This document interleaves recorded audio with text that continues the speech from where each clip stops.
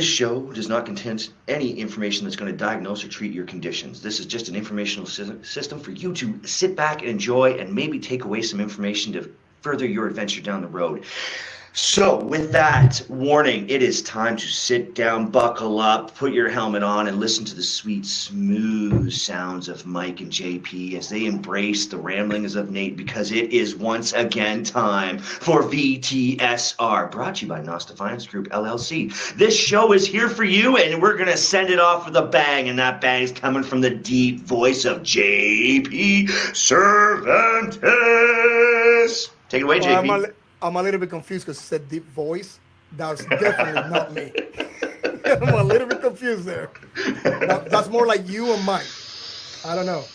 Like my son got a deeper voice than me. Yeah, he is manlier. He is manlier. Yep. But anyways, everybody, hey, welcome to VTSR, another episode of Veterans Transition Support Recon Show. I'm JP Cervantes. As you know, you got Mike Pintacura. It's not Pintacura, it's Pintacura over there, and then you got Nate Den Hollander, the Canadian Canuck.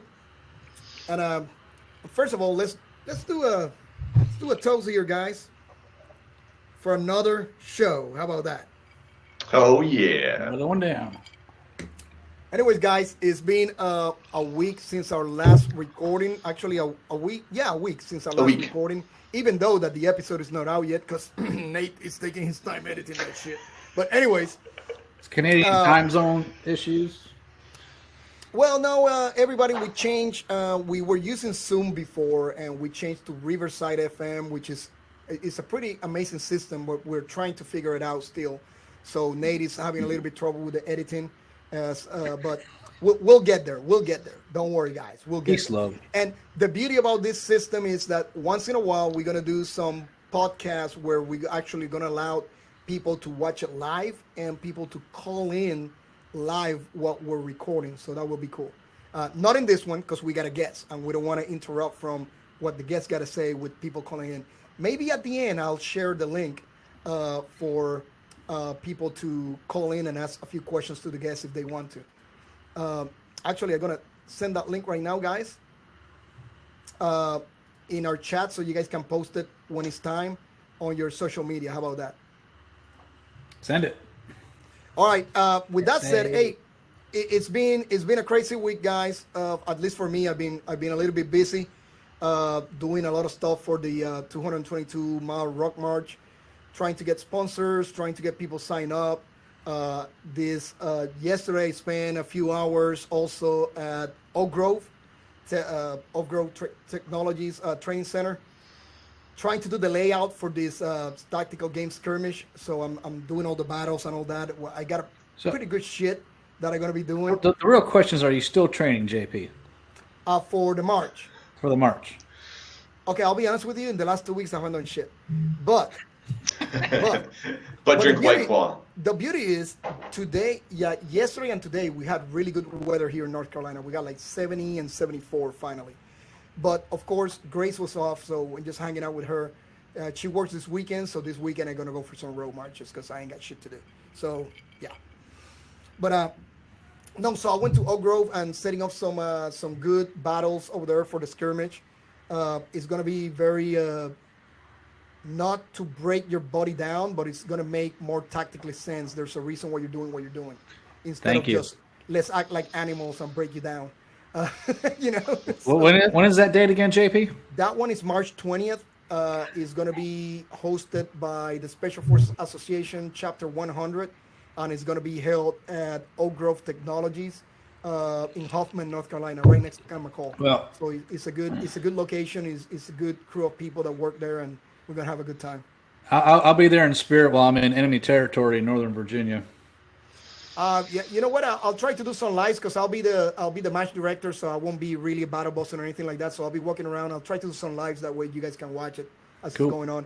But I'll be validating the events on Friday, so Saturday I'll probably be smoked and hurting. You better put some full videos of you running the whole battle. Oh no, yeah. So I'm doing all three battles. I'm validating every single one of them. Of course, all the other people that want to do it can do it, but I'll make sure I'm running every single one of them. I mean, you got to test yourself. As soon as you get back from the march, you're running one, aren't you?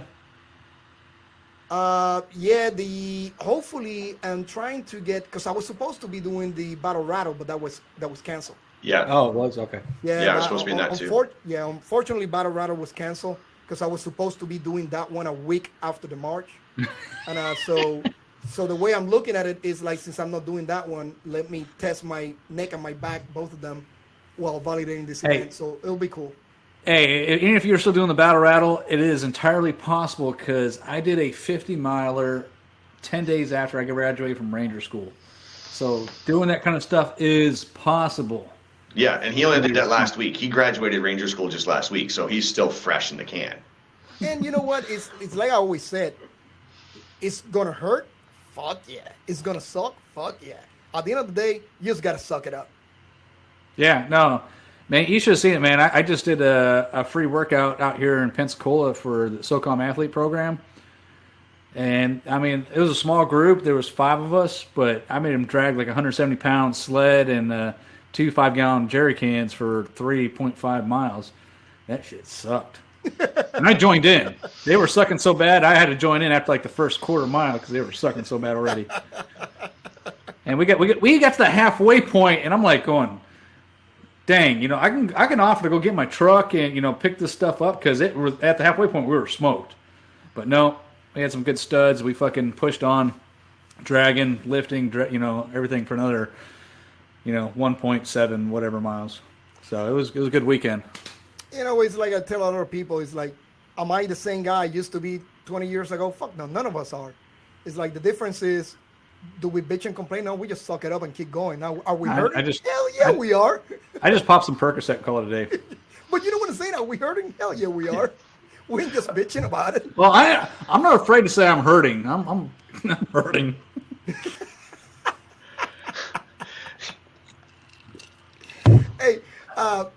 Hey, Nate, over there, how you doing in Canada, man? Is it cold? It is actually. In Texas, it'd be considered freezing your ass off, but here it's flip-flops and sandal weather, or shorts. So it's Florida weather. Yeah, it's Florida weather for us. Actually, I was talking about getting smoked and stuff. I was at the gym yesterday, and then we did a photo shoot for the new clothing, the new shirts and hoodies, and the photographer was messing with me, of course, and I was doing my lifts. So one of the photos was deadlift. So I was doing my deadlifts, and I was like, well, I don't want to take pictures of the suck less shirt where I'm doing light deadlifts. So I had a lot of weight on there, and I started pulling, and he's like, oh, no, the camera's not working. So I'm like, okay, so I put the weight down, and I pick it up again, and I put it down. I end up doing twice as much work as I had planned to. And then we did the circus dumbbells and a few other things, and I got home, and I was like, okay, I'm good. I'm all fine, and had my meals and everything. And then today, around 1 o'clock, I was like, I'm going to have a nap. I'm going to lay down and sleep because I feel like I earned it. And so basically I did 500 pounds 25 times for lifts yesterday. And I was like, that's kind of funny because I still have the mentality of a 22-year-old and the intelligence of a 16-year-old. So, I get it, man. I mean, the work I did last weekend with the guys, I felt great because we all sucked together. I mean, it really sucked. I mean, really sucked. And we were motivated afterwards. It sucked so bad, but I'm telling you what, the next couple of days, I was like, oh, my back. No. When you guys saw me with the games the last 2 years, I would do the 5 days down there with you guys. I'd come home and I'd just like coast for a week and then ramp back up. And I haven't done that. Well, I haven't traveled it's been a year now. Fuck. So I'm like super just chill. But the difference this time is I have my nutrition in check. So I had lots of steak and sweet potatoes, and now I'm ready to go. You had your nutrition in check. Yeah. Food, JP, nutrition is the English word for food. No, it's not that. It's just the last time I checked, you were eating like freaking tacos and freaking... Whoa. You have to eat like tacos are in every diet. Right? Taco Tuesday. There's 2 rules in the gym. Tacos on Tuesdays and benches on Mondays. I hate that Monday chest day crap, man. I can tell. I do legs on Monday just to say screw bench Mondays. You know what I When really you have a hate chest like a is spoon. when people say it's Taco Tuesday. Every day is freaking Taco Day. I'm just saying. Well, when Well, you're what about eating burritos, then? Montes, every day's taco day. I mean, if you think about it, think about this. You're And saying Corona. burritos. You're saying burritos. It's the same shit as tacos, man. Mexicans are the smartest motherfuckers ever. They make one dish and turn it into an entire menu. Think about it. They take a tortilla. They don't fry it. They just keep it like the way it is. They put the meat. They put the freaking lettuce, tomatoes, and cheese, and it's a burrito. They take the same one and they fry the tortilla. Now it's a taco. They take the same one and make it thicker. Now it's a chalupa. It's the same shit inside. It's just the tortilla is made different. I mean, think about it. And then they take the same shit and they make fucking nachos. And I'm telling you, these people are freaking smart.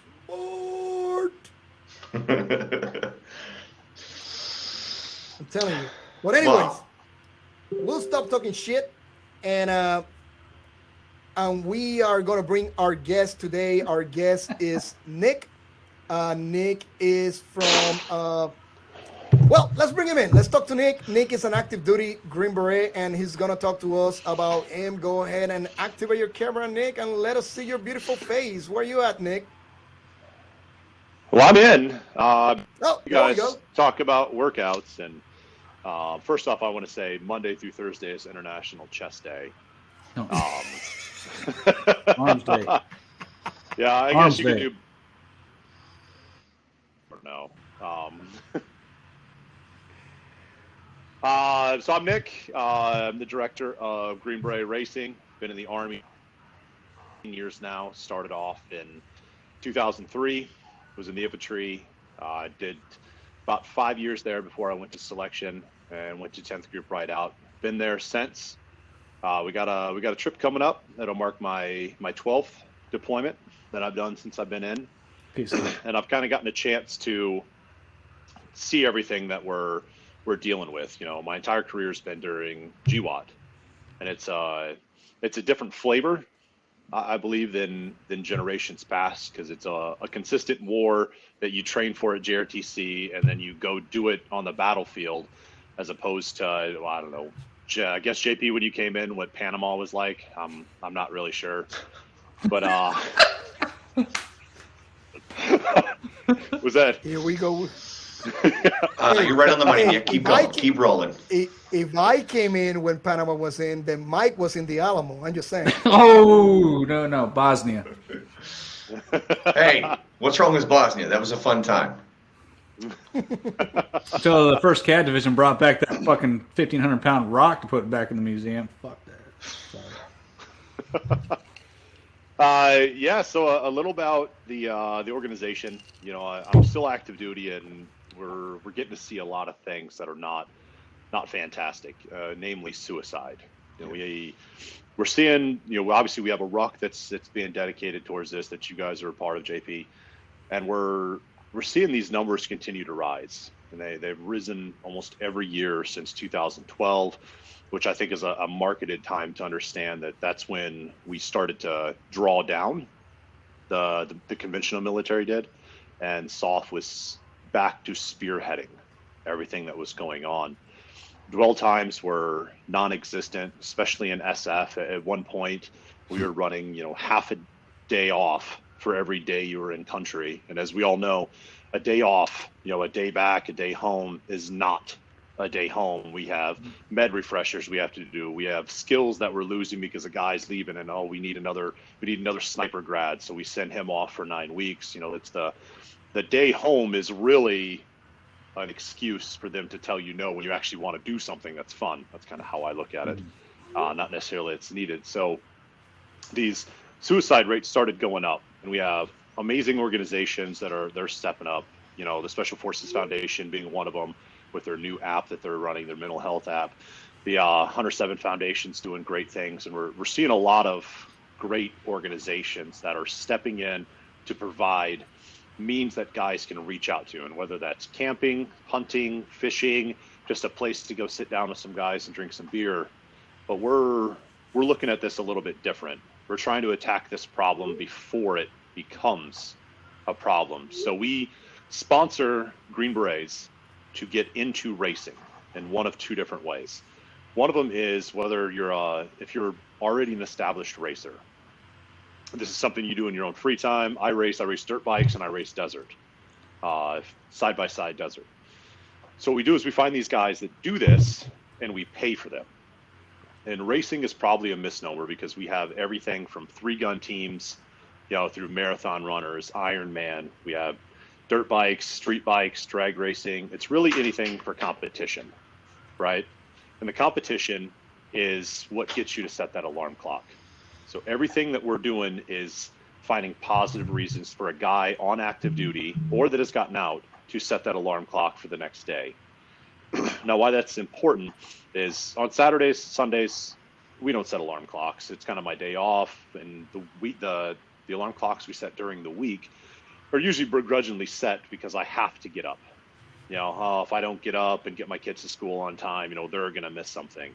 Or if I don't get up, the boss is going to yell at me. But when you do something that you're really passionate about, that alarm clock is almost something that's set by the side. You set it, but quite often you can't sleep the night before. You're jumping up when that clock hits. It's like a kid going to Disney World because it's something that you really want to do. So we learned this last year racing in the Mint 400, where the co-founder of the organization raced with me in the nation's largest off-road race. We started a vehicle for the first time and drove it to the starting line, having no experience with it before. We took third in our class, and it was a 12-hour race in a place that none of us had been, and it turned into one kind of like a team week event. We blew our front drive shaft, we blew a belt, we had 3 major electrical faults. It just turned into this, let's keep going. And we kind of did. Granted, it wasn't our property, so that was a little bit easier to make the call to keep going. But the next day, after we finished, after this grueling, your kidneys hurt from the terrible, suspension. There isn't a terrible suspension, but we're not small people. And we're sitting at breakfast, and he looks at me, and he says, "Nick, I haven't felt this alive since I retired, since I left the team." And we really started driving forward with that. And fast forward a year, we have 15 athletes now in 9 different sports in 7 different states. And we sponsor, we pay, we get these guys into stuff. And that's me showing up to, one of our racers out of first group. And he's already qualified for Boston. And me saying, "Hey, let me remove the monetary barrier. Let me pay for your race entry fees." And then we use guys like him to reach out to other people that say, "Hey, I have an interest in running races." Well, hey, we have this awesome guy that does the exact same job as you. Go link up with him. And whether it's trail runs, it's sit down for coffee, or it's just tips and pointers about how to do this in bigger, more staged events, it provides this outlet for team guys. And to give you a good example of it, right now, I'm away on training. I'm down in Arizona, and we have our dirt bikes with us. And half my team doesn't know how to ride. So we finish up with training, and we take guys out, throw them in full gear, and I'm an MSF coach. I can actually instruct people on their basic rider courses and advanced rider courses. And I throw them on motorcycles, and I get them to ride around a little bit, and then we play follow the leader. And 2 of the guys on my team have already said they're going back to buy dirt bikes. Now, whether or not they have problems right now is besides the point, because we're trying to preempt this. We're trying to give them this thing that I'm calling transitional consistency. So when they do leave the team, when they don't have the ability to do what they've trained to do, whether that's by injury, just by happenstance, and they go up to staff, or they're retiring, they have this group of like-minded individuals with the same things on their sleeves, the same things on their chest, the same lived experiences, if you will, that do the same things outside of work as well. Because we've seen all those team guys that sit in the team room and they don't do anything. That's it. The team is life. And I get it. Team before self. But they don't have anything outside of that. So when that team leaves, they have nothing to set that alarm clock for. They really just float. And we see it with alcohol. We see it with marriages going down the tubes. We see it with drug abuse. And ultimately, we see it with suicide. So where these other organizations are moving forward to give outlets after the problem, we're moving in and trying to preempt it and say, we invest, instead of one event, we invest in the Green Beret to find what it is that's going to help him after he loses. That's fantastic, because when you don't have something to drive you afterwards like that, it sucks the soul right out of you. Like, you have to have some sort of sense of purpose. And I remember being a young, this is 22 years ago this month when I got into the unit. You'd put your uniform together, you'd have your kit together, and you'd set it on the chair, and you just sit there and go, I get to put that on tomorrow. I get to be that guy tomorrow. And then when you turn that shit in years later, you're like, who the fuck am I? But now you're preempting, and that's amazing that you're getting those guys ready. It's like, okay, you've got this skill set. There's this adventure series for you. This is that sense of purpose. Go be that amazing athlete afterwards. So they get to go, okay, I don't get to wear that uniform anymore, but I get to put that gear on, and I get to ride that bike there, and I get to go do cool shit. And because, if you that's think it, about it, Nate, is when you're in the military, you know exactly what you're wearing tomorrow. You know what I'm saying? You know exactly what you're wearing tomorrow and the day after. So there's no, it's like, you know exactly what I got to do, what I'm wearing, I'm good. Once you transition out, every day it's a struggle. It's like, what am I going to wear today? Yeah. Like, I have the same 3 shirts and same 3 pairs of pants. And it's setting that alarm clock. Like, yeah, begrudgingly. But now it's like, you wake up and like, I get to do this today. And that adventure is just so, it's what we all thrive. Like the 4 of us here, we have all come from that background of intensity and excitement and energy. And then having that dissipate literally in front of you, you have to have something there. And me jumping into finding the tactical games and stuff and meeting these 2 guys, that sense of purpose was just like this beacon of hope. A lot of it for me, what I've encountered was that, I'm a GY baby as well, so that's my whole career pretty much, and especially in Special Forces, is that when you go down range and you're in that combat environment, whether you get a firefight or not, IED or not, whatever, but that's your new level of adrenaline. That's your new baseline adrenaline level is what you encounter downrange. That hyper alertness, the hyper vigilance, that's your new adrenaline level. So providing somebody with like this racing foundation, that kind of gets adrenaline rush. People still skydive. I don't, but people that still skydive or whatever, give them a racing. I'd love to get behind the wheel of a freaking off-road vehicle and race. Gives you the sense of adrenaline that kind of matches that new baseline of your deployment adrenaline rush. So that's amazing. That's what we're all a lot of people are searching for, is that purpose again. So it puts some assholes next to you that have the same thoughts. When you're on your team, whatever your specialty is, you're in the back of a C-130. You have, you're at 18,000 feet. You have all of this shit on you. You oxygen. You have nods on you. You have 100-pound ruck, between your legs, and you're looking out and it's cold because nothing is warm up there. But you're smiling with everybody else around you as you're about to go, hey, let's see if I can fly this. Does this work? And you look at everybody else, and then the next jump, you get more ridiculous. And you're like, you know what? Let me see if I can strap this thing to me. What do you think? Well, cool. Give me the AT4. Yeah. Like, can I strap this dirt bike to my chest and jump? I don't fucking know. Let's find out. Yeah. But you know what? It's true. It's even in combat. Like, you go like, man, we're gonna go into this one mission. I think we all gonna fucking die. And then you all look at each other and you smile. You're like, all right, boys, let's fucking do this. It's like, yeah. And the jokes you make, like, I've been in the middle of firefights and stopped and started laughing at somebody doing something stupid. And you're in this perilous situation where somebody is actively trying to kill you. And you're hysterically laughing about, this idiot over here that fell trying to run out of cover. And that's Nate Denholler on my screen. So, it's no wonder, though, realistically, why guys commit suicide, because what is there to fill that gap? You have your friends. The second you leave a team, and it doesn't matter if you've been on that team for a decade, the next day that you're off it, you can only go back and say hi to the guys before they say, hey, man, we like you. You're a cool guy, but we have work to do. Yeah, we got to move forward. I was in Fort Campbell, Kentucky. I moved to Florida. Yeah. I got to deal with 7th groupers now. Ooh. God bless you. No, they're Where good I people. live They're is all all good Navy people. guys. There's no infantry guys around here. There's no Army guys. It's all Navy based. No one understands my language. I feel like JP trying to I speak got English. Navy and Air Force. You feel like me speaking English? Yeah, because What it's was all that? Navy What'd he around say? here. He asked me if I felt like him speaking English. Don't worry, Oh, no thank you for the subtitles happening. translation. I You're welcome. appreciate that. Appreciate it, guys. You see, I always got a translator everywhere I go. Everywhere I go. We got to get some subtitles. Tick, tick, tick, tick, tick, tick, tick.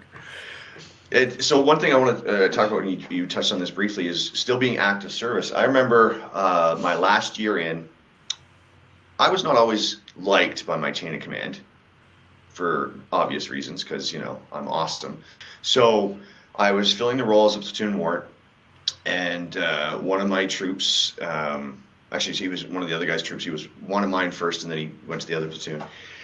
He disappeared for a week, just disappeared. Didn't come back from leave. We were like, okay, what's going on? Started looking for him, called up his parents. They're like, no, he left. We haven't seen him, blah, blah, blah. So the guy started trying to reach out to him, trying to find him. And he just showed up the next day, and he came in to myself and his platoon warrant at the time and said, look, I drove into the woods. I didn't think I was going to drive out. I need help. And the piece of amazing shit Sergeant Major that we had, first words out of his head, I want charges ready for him. And that's where I earned the respect of my chain of command. I didn't do much. I went straight to mental health with this kid. I said, fuck the charges, you're coming with me. Took him straight over to the docks and got him cleared into intake. I told my buddy, his warrant at the time, I said, you do what you feel you have to do, but I'm taking him over to the hospital right now. Mm-hmm. I saw this guy a couple years ago. He's been promoted twice. He's got wife and kids now. He's living a good life. And if they had charged him instead of doing the mental health thing, I probably would have punched out the sergeant major because he deserved it. But that guy probably would have taken his life because it just would have shit piled on him. Mm-hmm. So where I'm going with this is that if you're in a position of leadership, you need to take the mental health factor into things these days, don't you? Instead of just doing that rigid, oh, you're AWOL and fucking you over kind of thing. You have to take it a little bit more seriously. Anyways, that's where I was going with that, because we didn't have apps back then to help people or identify. It was a very toxic thing. I actually lost my position because of helping this kid. So, Nate, now that you mentioned app, hey Nick, I'm pretty sure you saw that the Special Force Foundation team up with iRelate app. Yep. And they got a room that is specifically for Green Berets, right? And I know I got a few messages already from people that said, this is okay, but it's not a fix. It's a good start, this and that. I think it's a good start. And now, I don't think there's an actual fix for suicide. There's not a one-stop shop fix for suicide, right? There's not. But I think, especially with our community, I think one of the biggest problems that we have is that, one, we don't want to say anything because we feel if we do, we lose our position. They take us off the team. We go to the B team, go to battalion, go to group or whatever. Even that they tell you, nobody will hold that against you. We know that's not true, right? We know that for a fact. We can be naive. Mm-hmm. The chain of command might want to help you, saying that they will not take that against you, but they will. And you cannot blame them either, because they're like, okay, well, if I got to put this guy in combat with these other guys and he's having issues, now I'm putting other guys in danger. So I get that part too. But at the same time, you as an individual, you don't want to go out there and say, well, I'm seeking help, With that said, what do you think about that, about guys being able to go, anonymously and talk to each other and say, hey, I'm going through this. Can anybody else relate to what I'm going through? And kind of like, talk to each other. Do you think that's a great idea or what? Absolutely. We're prideful people. We started the job going to selection because wherever we were, we felt we were better than where we were. And that's not a shot at the people that we were working with or around. It's a reflection of who we feel we are as an individual, our worth. So we naturally set our sights on something higher. Now, when we get there, that's what you achieved. We all went through the Q course. It was 2 years long. You know, you worked your butt off. You had to study. You had to pass gates and tests, and to get to it, and that's just to get you in the team room. Mm-hmm. Now, getting to the team room, though, like it almost starts over. You know, we always joke when somebody comes into the team room as a new guy, and they say, "Well, I graduated the Q course." Yeah, no shit, you wouldn't be here if you didn't. So that's the that's the start. But to take that away, you know, and I can personally relate to this. In 2014, I blew my L4, L5 disc out. Completely ruptured it. I was taking 9 pills a day. I'm getting steroid shots. I'm going to our PTs and getting dry needling done. And I am not in a good place. And subsequently, I started going through a divorce as well. And my life just started this cascade going down. And the first thing that you hold your worth in any kind of dominant place like Special Forces is your physical prowess. You know, showing up to the gym, I can lift more weight than you, or I can run faster than you. And, you know, and then close behind is your shooting. Because it's always this argument of back and forth of, oh yeah, well I shot this faster than you. Yeah, well I can lift more than you. So I don't you know, it's this back and forth. As you get older, obviously you're not keeping up with the 25-year-olds nearly as well.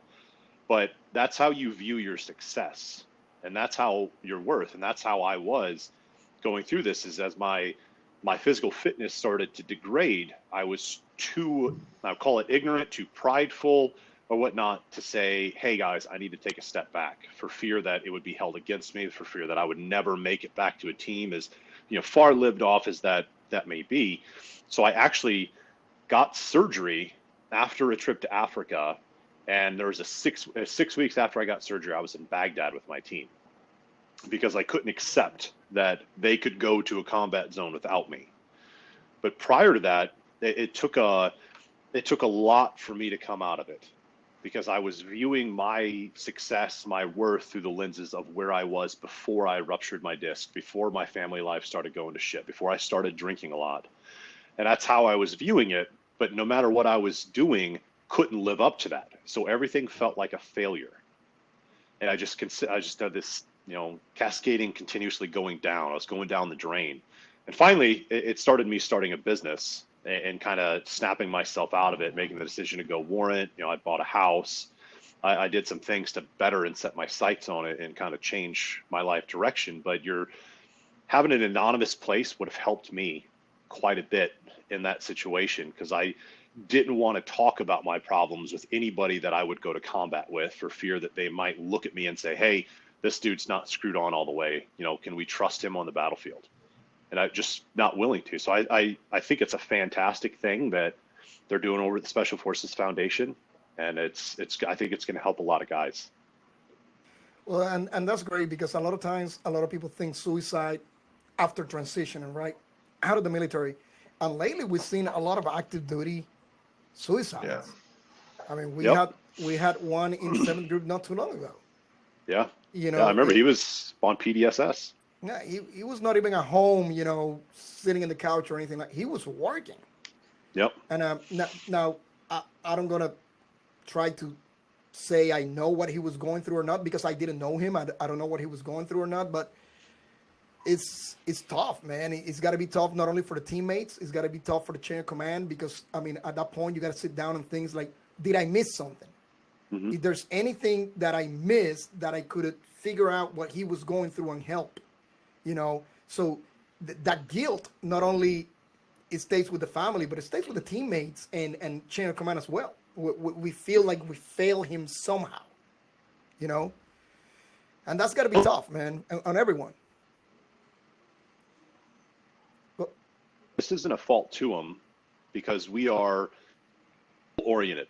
We have the next deployment to train for. We come back, if we lose a guy in combat, we come back, we hold a memorial service, and that's almost like we're going to tie a bow on it. Okay, we did what we're supposed to do. Now, focus on your red cycle taskings. Like, we have to get ready for the next thing. And that's of no fault to them, because it's a big green machine.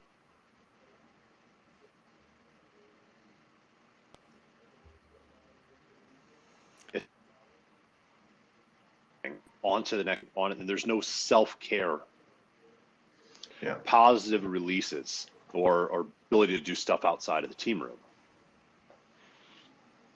And you're right, it is a big. That's kind of big green machine, because it's just going to keep going, and having that clutch to slide you into a side pocket to kind of do that self-care is what I'm starting to see more. The training plans attempting to do it. The way they're coming at it is not always with the best specialist or the best advice or finding the best people to kind of advise towards it, but they are trying. But it does. It's a machine. It's got gears. It's got cogs and widgets and stuff. But there has to be that little pocket to slide over, kind of get into that low recovery and self-care, and then come back into it. And one of the most challenging things for me, like hearing you talk about your injuries and the divorce and all that shit. Yeah, we identify with our physical prowess and our shooting abilities. And as soon as they start to slip or we can't touch on those, like chronic pain and things like that and having injuries, that puts us into a bad mindset right there. We become that, lion with a thorn in our paw. So we start to lash out or we get angry at things. So being able to identify, okay, it's going to be okay if I take 6 weeks off to heal properly and go over here. But like you said, there's no way your unit can go without you, because you are one of the most vital parts of that cog. They need you. Those are your brothers. Those are the people that rely on you, and they're not as good as you because you are you. Yeah. And and you're going to miss out. That FOMO is part of our condition. We're prideful, but we also have FOMO as fuck, right? So. Oh man, yeah. If you ask Mike, his team have never been the same since he left. Since Mike left, that team sucks. Oh, the whole. Right, Mike. Group. I can't argue with that one. No. I mean, that's how we all feel. To be honest with you, that's how we all feel. Since I left that team, they fucking suck. That's who we are, though. And it takes, in order to run headlong into battle, just, hey, this is what we need to go take. You have to have some level of confidence in yourself beyond the average person to say, yeah, I'm going to do this and I'm going to be fine. That's such an idiotic thing. When I was the SIP, that's what I always thought my mentality was. Like, hey, there's a whole bunch of assholes in that building that have guns, and I'm going to run in there and say hi to them. Like that doesn't make a lot of sense to the average person. So when we look at suicide prevention with other means, we can't take an approach that an average civilian would do. Sitting down, medicating guys is not going to work. That's going to lead to things. Finding a healthy outlet that makes them happy, makes them stand up and say, I'm going to go do this. This is good for me. I'm around people that I like. And that's really at the core of what we're doing at GBR, is finding ways for guys to do that. You'd be surprised how much that actually works. I mean, I'm lucky enough that, aside from my personal business, I'm trying to get up off the ground, to eventually pay all the bills. But I still government contract work, and I support regiment training. And even my interactions with guys that are still active duty versus the guys that are retired and supporting with me, it's night and day how much that helps me out just daily interacting with people that understand our background. So it's a huge deal. And think about how Nick, we meet people. I'm sorry, Nick, but you were talking about medication. You're right, man. I took about 17, 18 different medications a day when I first retired. And I was going through a rough time. I admit it. I was depressed. I had anxiety. You name it. But none of that medication ever helped me at all. It didn't do shit for me except for keeping me groggy and freaking, all day long. It's like it didn't really help me. It was not until I decided to get off those medications that I actually started feeling better. Yeah. And then I go like, okay, well, I'm feeling better now. Let me find something healthy to do. So I started doing, non-profit stuff, trying to work on business, trying to do all this stuff. And I figure out, well, helping other people is what makes my day. So let me do that. That's what I like doing. Yeah. But medication, man, it don't help you. I don't think it does. I think that's the easiest way for doctors to say, I treated you, come back in 3 months and we'll talk about it again. Yeah. Mm-hmm. It's a chemical leash. If you think about it, it's a means to hold you back from anything. And in some places, there are obviously some people that need medication to right hormone imbalances. But the average person that gets out of our line of work needs a purpose. We need something to do. And some guys find that in business. Some guys find that in not going to Wall Street or going back to college or whatever it is. But most guys haven't explored who they are enough to know what it is that they need, what makes them happy, what drives them. Yeah, no, it's great to hear that, hearing that from you, that someone that's still active duty that's recognizing that it's the purpose. Because I don't know how many times we've said it on the podcast here about having a purpose once you get out, whether it be military, no matter what you did in the military, to first responders, police, everything. It's I knew what I was going to, like JP said, you know what you're wearing every day going to work. You know what you're doing. You know where you got to be. Right place, right time, right uniform. Mm-hmm. Now but actually to hear someone on active duty start recognizing that purpose is what you need to find it's really great to hear. Your purpose in life is so tough to find what makes you happy. And I think it goes back into our mentality of being on a team. Is I feel wrong if I'm doing something for fun outside the team. And that's because everything is driven to that team, to that deployment, to that next thing. What does the team need? So you're either spending time with the family or taking a break and sitting at home on the couch and watching Netflix because you've just come back from a 4-month TDY where you're running, balls to the wall the whole time. You have 3 weeks until you push out for deployment. What the fuck am I going to go do? I kind of just want to sit here. I got a lawn to mow. I got to catch up on mail that's been stacking up over here, and what other family problems you're going through. So finding the time, just go to the range and shoot. I mean, I don't go to the range much and shoot. We shoot all the fucking time at work, but I enjoy it. It's a great thing that we're going to do, but how many people are going to pursue that on their own time? So with GBR, the other side of the house is removing the monetary barriers to try some of these cooler things. If you want a guy to race and the best in the desert series, it's the circuit that regulates off-road desert racing in the Southwest, your budget to race in a low-end car is just shy of $100,000. In order to race for the year, you're going to spend roughly $250,000. Now, granted, we're deployed all the time. Is that American dollars? Yeah. We don't spend shit. The only dollars that matter, Nate. I'm just trying to do the math in my head. Sorry. Wow. It's ridiculously expensive, but to tell a guy, oh, this is your passion. You want to race in a competitive series off-road, but I need you to pay out of your own pocket is a very tough thing to do. I mean, we're government employees. So what we aim to do is provide the ability for them to race, starting in local races, because I'm a pretty generous dude, but I'm not going to give you a $100,000 race car and have you drive it for the first time on a national stage, and then that's not usually a good recipe. Team guys aren't known for good restraint. I don't know how many razors I've seen flipped by guys just driving to the range, but there's a reason for it. But so we're doing that, and we're entering guys in with our own vehicles. We're only coming up on 2 months old, so we don't have a giant fleet yet.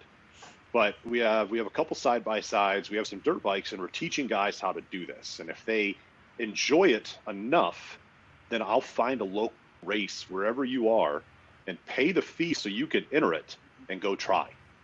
Dip your toe. I don't need to throw you into the Boston Marathon to find out if you like running or not. So paying the due diligence to an individual at a lower cost to us to see if he really likes it. And if he does, we can invest more. If he doesn't, then we're out a little bit and he has a cool story that he can tell his friends. But he knows at that point, that's not for me. All right, what's the next thing?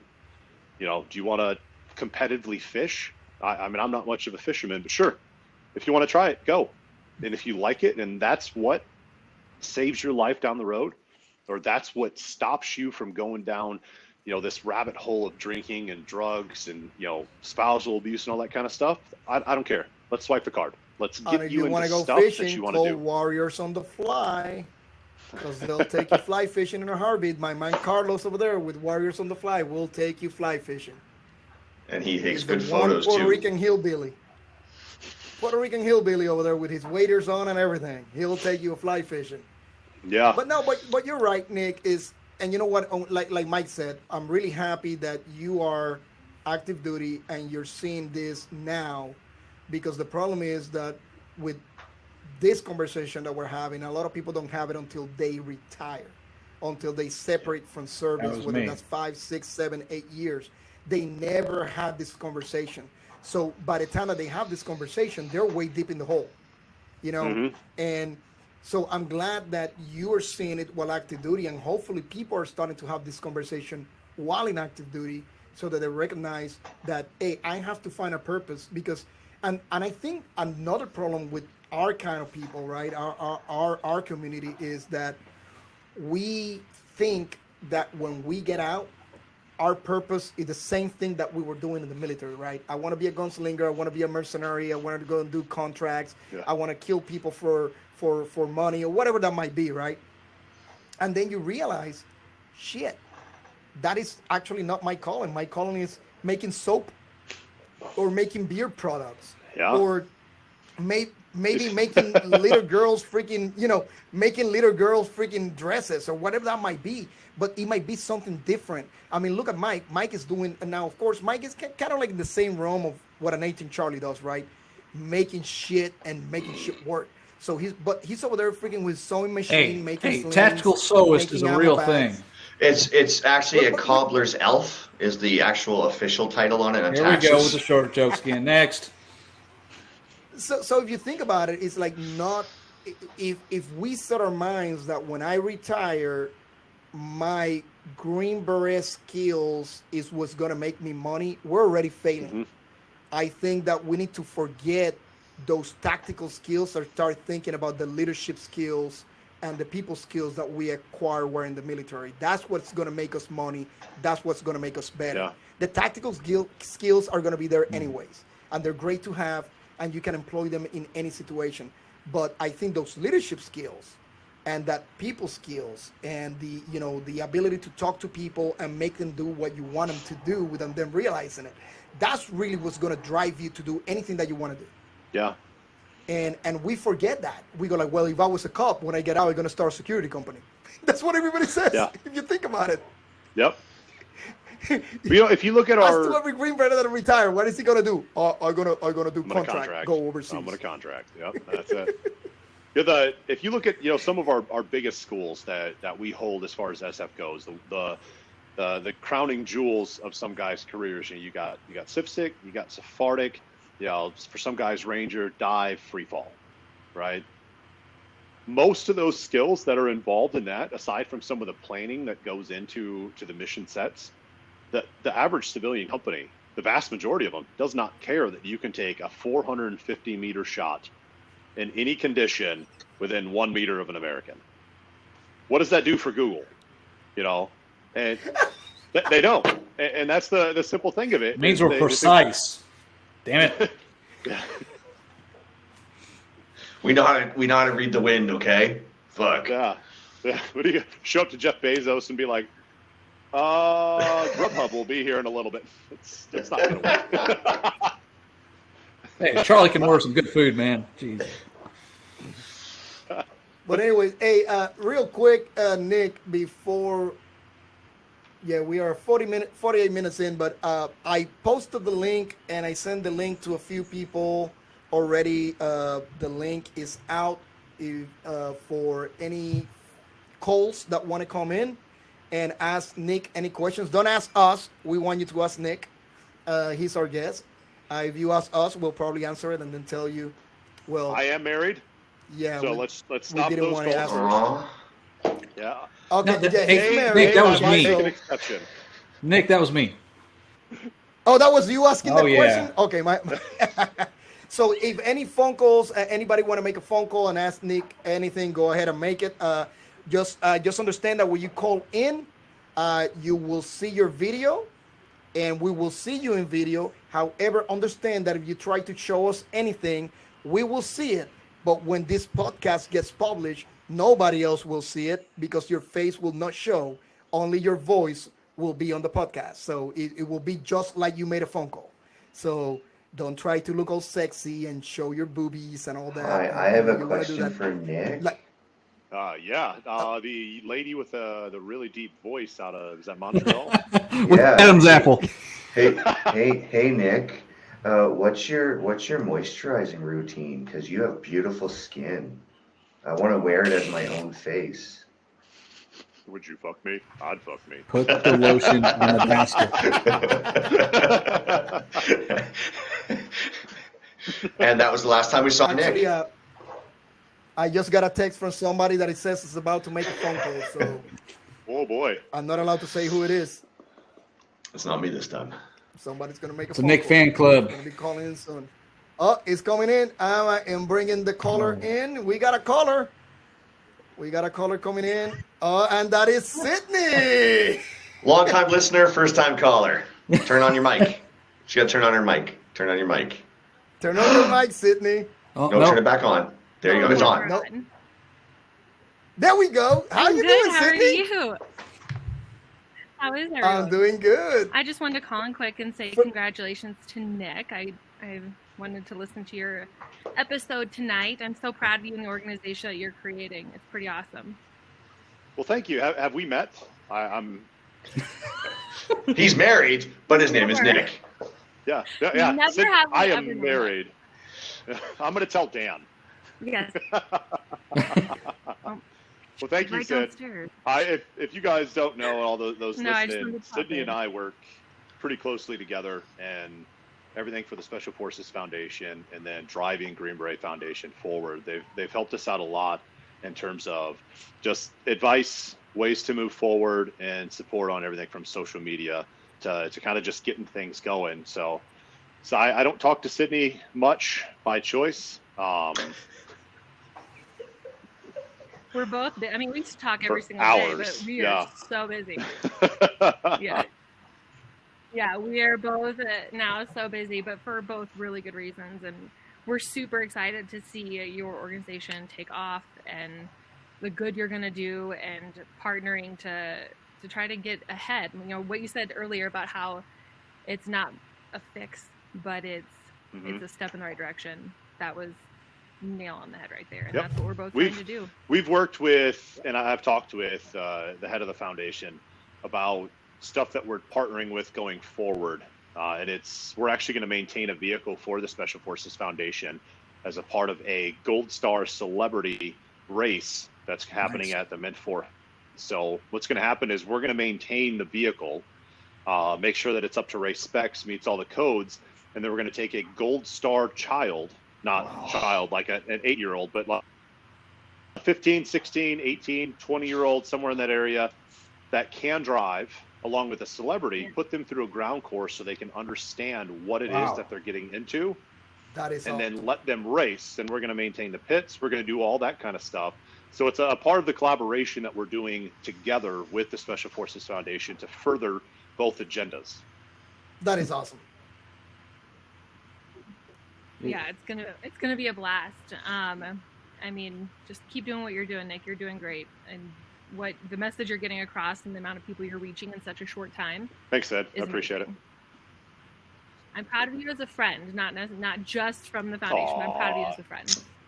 Oh, she hung up on that. Did she hang up on that? Hold on. I was I'm trying not to doing that. I'm not doing it. Oh, come on, guys. Fifth group doesn't do that stuff. Oh, that's so cute. Oh gosh, you guys have a good night. It's so good to see you too, Nate and Mike. Oh my goodness, Hey, it's good to see hey, everyone. I will Sydney, see when you hang later. I up, love let you, the video JP. finish uploading Yeah. before you exit your browser. Yeah. All right, love you, Okay, Sid. sounds good. Bye. Sounds good. Love you. Bye. Anyways, that was Sid, our first time caller. Case of beer. She was in Yeah, the it is. podcast Yeah. before as part of the Special Forces Foundation, but now she is as a first time caller. So she owes a case of beer. She's Second good time for on it. the She'll buy podcast. it too. She'll buy it. She'll buy two. No, I know. Damn it. It's probably going to be something like Molson Ice, some bullshit Nah. from Canada. White So Claw. you guys are like we- Colorado and West. I need an Alaskan Amber Ale, please. Oh, that's some good stuff. Oh man. Hey Nick, before I forget, I knew I had one question I wanted to ask you. From the top of your head, if you can remember, kind of like más o menos numbers,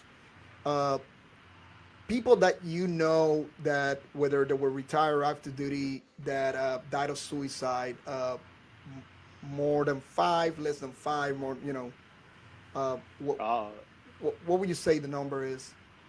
Personally, no. Yeah. I'd say that's probably more than 5. More than But 5. I That's a know lot. It is. The regiment itself, from the ones that I'm tracking, it's over 5 in the past month and a half. Jesus. I didn't track numbers that many. Are staggering. Yeah, it's a lot. It's and all those guys were all active duty, which is the worst part of it. The numbers, to break the numbers down, they go averagely for the civilian side of the house between law enforcement, firefighters, EMT. They're all sit somewhere around 12 to 17 per 100,000 that commit suicide. Now, granted, that is a very large population that does that. Now, the average military, the conventional military, commits suicide at a rate of about 22 per 100,000.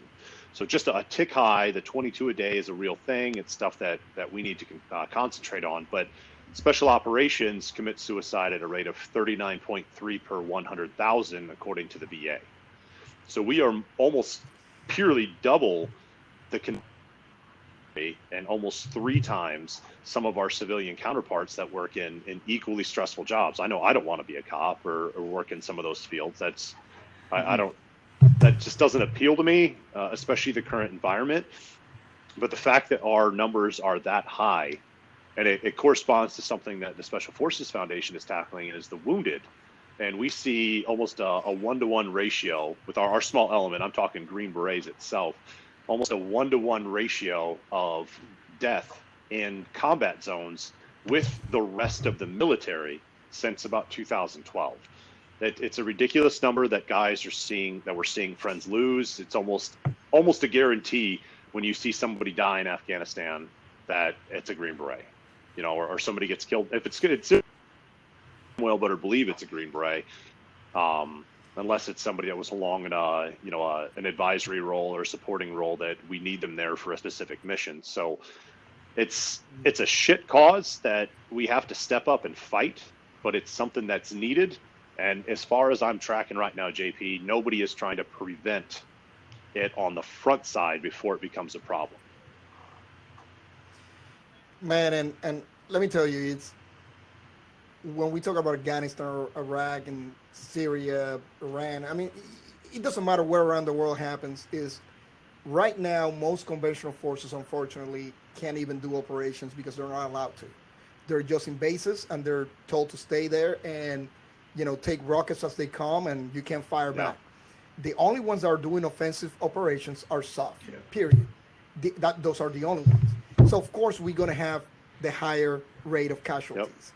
Because we are the ones out there actually bringing the fight to the enemy. Everybody else is just hunkering down at the base, right? And not it's because they want to, it's because they're told to, right? Tip of the spear. So you know what? We sign up for that. I'm not saying I'm mad about it. We sign up for that shit. But one thing that I always talk about, even when I was in a team, I was like, you know what, when we go to combat, nobody wants to lose anyone, but we know that the expectations or the chances of losing a teammate or a friend in another team or whatever that might be, that they're there, right? You can expect that to happen. But what we never expect to happen is that we're back home sitting, having a beer, and you get a phone call that buddy so-and-so shot himself in his living room. That we're never ready for that. Now, we're never ready to lose anybody in combat, but we can expect it. But we never expect losing somebody back at home because he shot himself or he jumped off a building or he shot himself and his family or whatever the case might be. We never expect that. And it shouldn't happen. The question is how do we prevent it from happening? I don't think there's one right answer for that. I think there's an entire process that got to be in that. And before I finish my rant here, there's one thing that I talked to a Gold Star wife, right, or a widow from suicide. He drank himself to death. He literally drank until he died. Period. And one of the things that she told me, she's like, JP, this is the problem. You guys in the military get all these kind of briefings when you redeploy, before you deploy, and all that shit. You get all these briefings. We as the spouses, we never get any training on how to deal with you. Nobody teaches how to deal with you when you get back. Nobody teaches how to recognize the signs of you being suicidal. Nobody teaches that. And you are our spouse. You sleep with us every night. Like, we believe we should be your first line of defense. However, I try to explain that, spouse, you're not the first line of defense, and I'm going to explain you why. You're my spouse. Great. I sleep with you every night. Great. However, I will not open up to you because you don't understand what I went through. Yeah. So I will never try to explain you that. However, I think that spouses should be trained on, when you see something that you cannot handle, you need to pick up that phone, find out a little roster that your husband got, and call a freaking teammate. Because that teammate will be in your house in a heartbeat. And he knows how to deal with your husband because he's been through the same situation or similar. And he knows how to relate to him. But you as the spouse, you cannot solve his problems. And if you feel you do, you're going to fail him. You're going to fail him because you cannot relate to his issues. How do you feel about calling people out? So we do a really good job on the range, in the gym, of calling guys out that are sandbagging, that are not shooting fives, that are not there for training. But given that there's 3 warrants in this room, it's pretty funny we talk about not being there for training. But the thing that I've talked about, this guy, through and through. See, your warrants are different than our warrants, but similar, yeah. Yeah. Well, they're not. I work for a living. Fun, so. Then drop my brick off on the desk and leave for the day. Yeah. Zulus are always. Well, I have a meeting to go to, but you can't question me because I rate you. That's what it is. And I talked about this with Ignacio over at the Special Forces Foundation, and one of the cool things that goes on with them being active, with us being active, is that we can walk into a room with the tabs, with the badges, with the hat, and look at somebody and say, "Hey, is everything okay?" And they can come back with, "Yeah, everything's fine." Bullshit. I've been in your seat. I have your qualifications. I know what the fuck is wrong. Talk to me, because it's that same to same like you were talking about. So I just want to know what you think about, JP, about that tough love from a brother, not your mistress, but how you feel about calling people out and calling them on their bullshit. It's funny that you mentioned that, because I want to say it was 3, maybe 4 weeks ago, when our 7th group guy died of suicide in South America. I got a message from Tank, Rick Ferran from Uncle Zombies Got the Children, one of our friends that have been in a podcast before. And I got a message from him, and he was like, "Dude, we keep losing guys, and we need to stop this shit." And one of the things that he said this is like, "JP, we need to start holding our brothers accountable." And you are correct. We do. The thing is, we need to know who we're talking to as well. Right? Because I know if I call Mike and I go like, "Hey, Mike, yeah, you know what? You're a fucking asshole, and you're being selfish. You're thinking just about yourself. How about think about this, and that? It's not just about you." Mike will be like, "Got it." But if you say that to somebody else that is very like all these little sissies these days, he'll probably go like, "Oh my God, he called me a pussy," and he shoot himself, right? So, but I think in our community, where we come from, we have to do that. We have to hold our brothers accountable, because like I always said, is we sign up to be, selfless service. It doesn't matter what you're going through. If you think suicide, you're being selfish, because you're leaving family behind, you're leaving friends behind that love you, and there's nothing that you cannot get through. I mean, you've been through horrible shit in combat. You've been through the most intense training there is, right? And you got through that. So you can get through whatever it is that you're going through if you let your brothers help you. But you got to ask for help, and you got to let them help you. If you just sit at home and then you say, "Well, nobody loves me, nobody helps me," it's like, well, who the fuck do you ask for help? You know, did you call a teammate? No, nobody on my team knows. Then it's your goddamn fault. Because I guarantee you, your team will not let you fail. Mm-hmm. They will not. If you think of like weightlifting, we're in the gym, you're going for PR, regardless of how much weight it is. If it's a PR, you're going to have somebody over there spotting you because you've never lifted that before. And that's a heavy damn weight to you, obviously, because you've never lifted it. You know, what's heavier though? That weight you've never lifted or the burden of letting your brothers down? You know, the problems that you're having in your life. Because if you're willing to call somebody up for weight that you've never lifted, then the weight of what you're going through, that the stuff that's heavier, weighing more on you, you should ask for more of a spot on. And whether that's an outlet, whether it's just, hey, can we get a beer? Something like that. Or, you know, the wife's driving me nuts, man. I need to get out of the house. Then why aren't you asking for help? And I think that's the problem that we need to tackle is why guys aren't asking. And then the flip side, when a guy's off, like, you know, I said it before, when he's not shooting right in the house, you're going to chew his ass because something's wrong. But if he's not acting right in the team room, he's just off today. Well, no, that's not the right answer. You can pin him down, you know, put a finger in his chest if you have to, and get him to talk. And that's where this stuff comes from, that preemptive thought, because the thing that you don't want is that guy to go home and cack a round off in his head. And you sit there and think, man, when you left the team room on Friday, he was a little off and I never said anything. That's a haunting thought.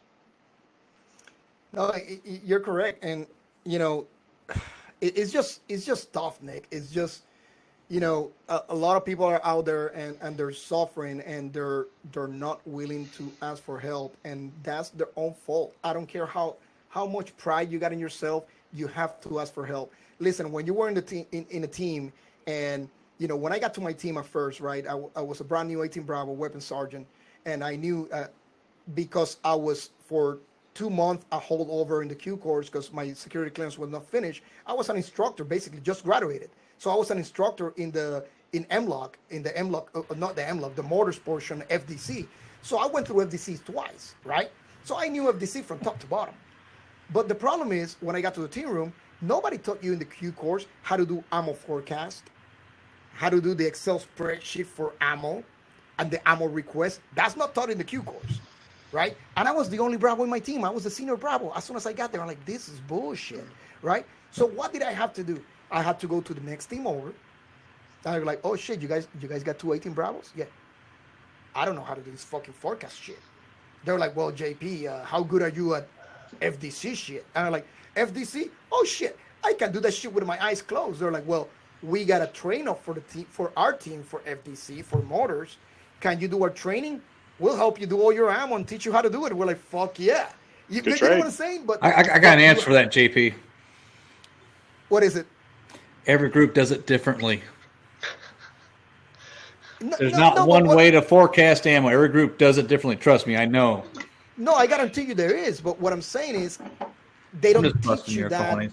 They don't even teach you the basics in the Q course when it comes to weapons shit, right? So I'm like, okay, great. What did I do? I went and asked for help. Did I feel bad about it? Fuck no, I didn't. I just went and asked for help.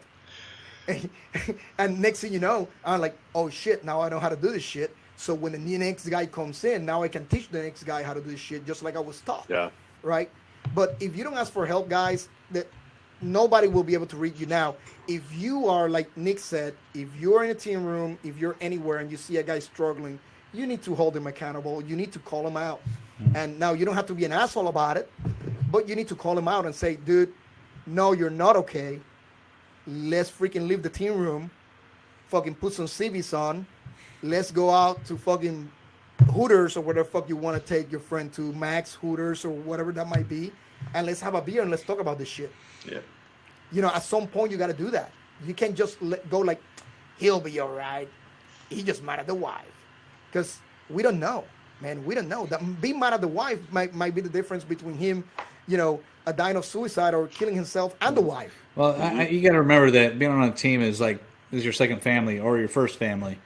You got to treat them like that. You start seeing people not looking right, not acting right. You need to freaking drag them out and figure out what's going on. You know. Yeah, if they start looking like a POW living in a basement, you know, you got to make fun of that shit and find out what's going on. In the team room in the cages? Yeah. Seen that. Yeah, that's spot on with all that. You know, we're working on building a shop, a brick and mortar place that vehicles can get worked on. We'll keep most of the fleet that we have. That's another And or outlet. yep, and that's something I learned growing up with my dad. Really colorful language when you're trying to get a 10 millimeter on a, you know, on an engine that's backed by the firewall that some asshole of an engineer didn't decide to talk to a mechanic about when they put it in. But the conversations him and I would have, and you know, transversely my friends when they come over and help me work on dirt bikes or trucks or whatever, it really changes because you're in a situation of, hey, we have nothing else to do. You know, it doesn't take a lot of brain power to turn a wrench. You know, putting some things back together does, but there's a lot of room for conversation, and it can turn, you know, an intimate conversation really quick where you get to see it and ask those questions. It's also a brain occupation. To wrench on a vehicle, you got to think about the whole process, the problem-solving process. So it's a brain occupation as well that I hate to say it for lack of better terms, distracts you from what what you could be thinking of. Mm-hmm. Yeah, I mean, there's a lot of things. Like JP mentioned, me, I never thought I would take joy and sit behind a sewing machine creating, small batch tactical gear, but I do. And it's because I got to focus on the task at hand, and it totally distracts me from what I could be thinking about. Not that I would be, but the possibility of what I could be thinking about. Yeah, it's an escape. American movie theaters, or cinema just really in the world, is one of those things because it's this 2-hour snippet where you don't have to think about anything that's wrong in your life. Granted the prices are going up, but you don't care. You're not thinking about, for the average person, you're not thinking about the mortgage. You're not thinking about, hey, my car insurance is due, but I got to buy groceries as well. Like all that stuff disappears. I don't know why you're in a movie theater if that's the problems that you're having, but it disappears. So the same thing goes for guys like us. You need to find that thing that takes your mind off of it, but also puts you around people that you're willing to open up around. We all need that escape. Skydiving. I mean, you're sure problems you have, except making sure that parachute opens. Well, when you, I mean, when I retired, I mean, within the first year, I mean, obviously I realized that there was some. I mean, I was going through a fifth of Jack every 2 days at one point. And I actually came up with a phrase. I don't know if anybody else has said it, but I mean, I'll take credit anyways. But it's sometimes it takes a familiar form of chaos to become calm. And this was like the first year I retired. For me, going at the time was going shooting. So having that little chaos of an explosion going off in your hand created a bit of calm for what was going on in my head. So sometimes that's what it takes to. And that again, that kind of can relates to either the racing or whatever else. The adrenaline rush. It's a form of chaos that we're used to from the GWAT days. Mm-hmm. And it's comforting. It's familiar. In doing this active duty wise, we get a lot of flack from guys that say you're active, you need to be focusing on your job. We're focusing on our job. This isn't taken away from any of my training, anything that we're doing, but nobody's done this. And I'll tell you that the guys that helped me run this were sick and tired of accepting no from people that haven't tried. And we haven't seen anybody try this. So help us or get out of the way is really exactly what our thought process is. And that's the way to do it. Nick, that's actually, I think, the best way we could end this is that we're doing it. Nobody else is doing it. Either help us do it better or get the fuck out of the way. I love it when I get messages on Instagram, people talking about, how the podcast can be better. And I go like, well, all you're telling me is it can be better. Are you giving me a solution? And they're like, right. Well, no. I'm like, then shut the fuck up. It's like, when you send me a solution or a way I can make it better, then I'll fucking take it. Otherwise, shut the fuck up. Yeah. Shut the fuck up. Hey, JP, remind me of this. Remember this point after we stop recording because I got something to let you know about. But we're doing the right thing. Oh, we are. Plain and simple. I got a story to tell you later. I mean, we got a lot of people that have sent us messages saying that this podcast literally saved their lives. So to me, that's a win to me. Yep, and absolutely. we have more than one. So that's we're gonna continue doing this. Hey, Nick, we, as you know, we all got TBI, and most of the people that listen to us got TBI. So our attention span is really freaking short. so we don't try to make our podcast too long, and we already went past what we wanted to. But it's great because it was a great topic, great conversation. So we don't like to hold back from that. Editing. But with that said, got a question for you. Anything else that you want to add, or any upcoming events that you want to let everybody know about? And please throw out the website for the foundation and everything out there as well. Yep. GreenBeretRacing.org. You can find us on Facebook and Instagram. Green Beret Racing. Pretty easy things to find. We do have, I think, a pretty awesome event coming up May 1st. We're doing a race through the Pines, which is going to be go-kart drag racing at Pinehurst number 2. What? And yeah, we're not messing around. So there's going to be a golf cart show. There's 6 different categories for it. I'll bring them out. Throw whatever horns you want on there. We're also going to be down in Savannah, Georgia, come May 29th for a poker run. We're raffling off a Harley and a rifle. We got 4 different places to stop. We got a band. We got a bonfire. We got drinking, shooting. It's going to be a pretty good time. And then we're also starting I think we're calling Eternal Sentinels, which is a 39-day self-improvement race on Strava that has 2 different facets. The first one is you're going to actually compete nationally with everybody on Strava for logging miles in your particular sport. And the second part of it is a self-improvement thing where we say pick something you want to be better at in 40 days, and you're going to devote 10 days to studying it, or 10 minutes to studying it, and 10 minutes to practicing it. So if you want to be a better 3-gun shooter, study it for 10 minutes, practice it for 10 minutes, and by the end, you've put in over 3 days of training by the end of it to see kind of where you're at. That's cool. That is awesome. Hell yeah. Hey, the Pinehurst one, is that right here? Pinehurst, North Carolina? Yes, sir. Yeah, it's going to be out there. Bro, you better send me that info, bro. I'll be there in a heartbeat. It's going to be a good time. Richard Petty Foundation's coming out, so we're hoping to get the big man out there to help us. Oh, yeah. It's in conjunction with the Veteran Golfers Association, so they're doing all the setup. Richard Petty's done some great stuff with the SF community. I remember I was an 18 Charlie instructor, and his company was instrumental in some futuristic vehicle modifications and great program. Oh, nice. That is I'll awesome. just say we're going to try to wrap a golf cart in our logos that we're bringing out. So hide your kids, hide your wife. That go-kart's probably not going to lose. How do I get my logo on there? Message me. I will. Done. Hey, so everybody, Green Beret Racing, check them out on Instagram, Facebook, all the social media out there. And yeah, they're doing great things. Hey, Nick, it was freaking a pleasure having you in the podcast. Absolutely.